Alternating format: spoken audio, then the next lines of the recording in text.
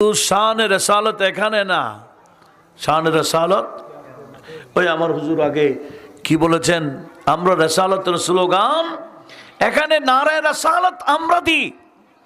অনেক প্যান্ডেল আছে লিল্লাহে তাকবীর বলার সামনে যায় না, আছে না? এরা কারা? আমার আল্লাহর কথা বলেন, কোরআন শরীফের সূরা মুনাফিকুন একটা আছে, একটু দলিলটা একটু খেয়াল করি। কোন সূরা বললাম? এটা কোরআন শরীফে নাই। এটা যদি ডিলিট করার সুযোগ থাকতো, ডিলিট অনেক আগে করে ফেলতো। অনেক কিতাব থেকে হাদিস ফেলে দিছে, এবারত ফেলে দিছে, এই ফেলে দিয়েছে।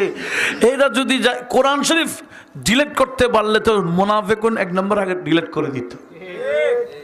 আমার আল্লাহ সূরা মুনাফিকুনের 8 নম্বর আয়াতে বলতেছেন, ওয়ালিল্লাহিল ইজ্জাতু ওয়া লিরাসূলিহি